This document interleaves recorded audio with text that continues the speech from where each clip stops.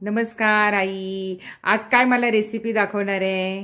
आज आहे ना गोळा बेसन दाखवणार तुला करून. अच्छा, जुन्या जुन्या काळातलं गोळा बेसन किंवा बेसन, त्याला दुसरं नाव काय आहे? हाटीव बेसन. हाटीव बेसन. अच्छा, हाटीव बेसन. आता त्याच्यासाठी कांद्याची पात-बीत घालून करायचं. अच्छा, ती जुन्या पद्धतीमध्ये आपल्याला हाटीव किंवा गोळा बेसन पण म्हणतात. तर आता आपण त्याची कृती काय आहे ते बघू किंवा त्याचं लागणारं साहित्य बघूया. त्याच्यासाठी लागणारं साहित्य आहे, तिने इथे मिरच्या घेतलेल्या आहेत गावच्या, आणि लसूण घेतलेलं आहे सोलून, जिरं आहे, हे सगळं वाटण आहे. म्हणजे मिरची, लसूण आणि जिरं हे आपल्याला वाटून घ्यायचं आहे. इथे कांद्याची पात, आपल्या आवडीनुसार कांद्याची पात आणि त्याचे छोटे कांदे पण घेतलेले आहे, आणि इथे डाळीचं पीठ घेतलेलं आहे. आता हे काय करायचं, आपल्याला मिरची, लसूण आणि जिरं हे मिक्सरमधून काढून घ्यायचं आहे. आता आपण फोडणीसाठी तेल घालत आहोत, आणि तुम्ही बघितलं असेल तर इथे तिने मिरची, लाल मिरची, जिरं आणि लसूण तिने असं पातळ पेस्ट करून घेतलेली आहे. आता आपण काय घालणार आहोत, प्रथम तेल तापलंय आपलं. आपण ना हे घालायची, हिंग. नाही, मला वाटतं हिंग आणि हळद. हिंग टाकलाय चवीनुसार, थोडीशी हळद.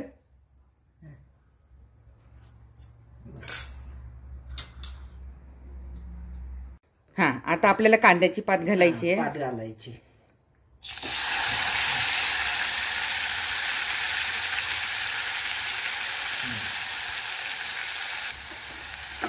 आता छान आपण ती कांद्याची पात तेलामध्ये परततोय, म्हणजे त्याचा सुवास छान येईल आपल्या पिठल्याला. आपण याला हाटीव पिठलं म्हणू शकतो किंवा गोळा बेसन म्हणू शकतो.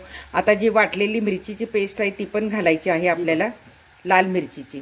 म्हणजे मगाशी आपण जे काही वाटण दाखवलं होतं ते पण आपण फोडणीतच घातलेलं आहे. ह्याच्यामध्ये मला खोकला आला, एवढं तिखट वाटते, झणझणीत छान आहे. मग मस्तपैकी परतायचं, आणि साधारण आपण 1 वाटी घेतलं तर 2 ग्लास मोठी पाणी घालायचं त्याला, आणि छान असं उकळून द्यायचंय. मीठ वगैरे पण घालायचंय ना आपल्याला.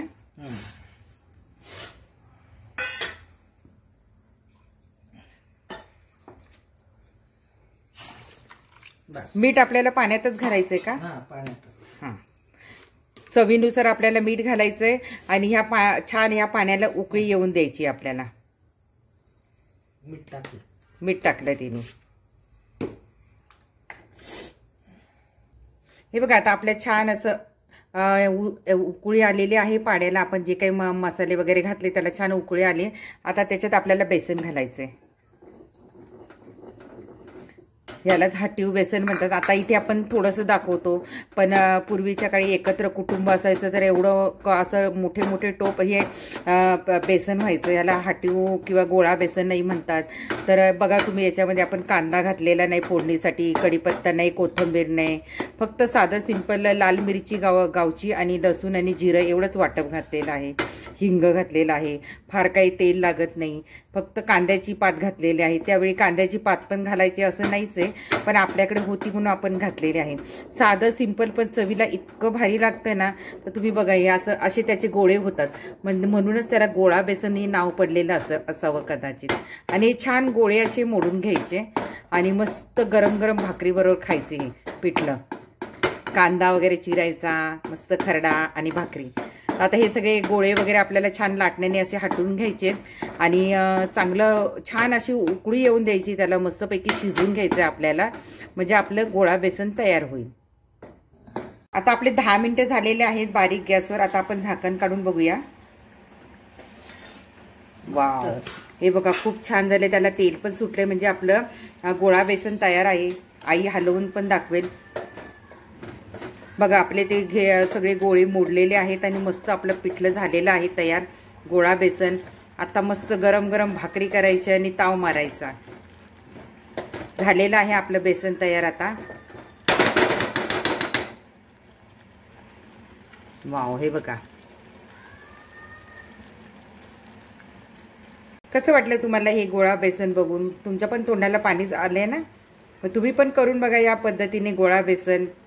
आणि रेसिपी आवडली तर स्नेहलता लाईफस्टाईलवर जाऊन नक्की बेल बटन दाबा, आणि कसं झालंय गोळा बेसन तुमच्याकडे कशा पद्धतीने करतात ते पण मला सांगा. तर नक्की करून बघा या पद्धतीने, गावठी पद्धतीने आपण गोळा बेसन केलेलं आहे. कसं वाटलं ते नक्की सांगा. बाय बाय, धन्यवाद.